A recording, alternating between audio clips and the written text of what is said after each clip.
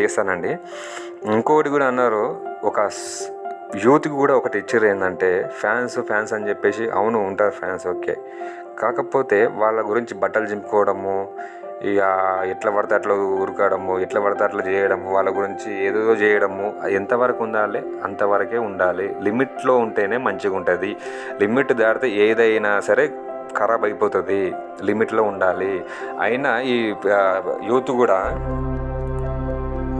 అయినా ఇప్పుడున్న జనరేషన్లో యూత్ కూడా ఏదైతే నెగిటివిటీ ఉంటుందో దానికి చాలా గట్టిగా అట్రాక్ట్ అవుతారు.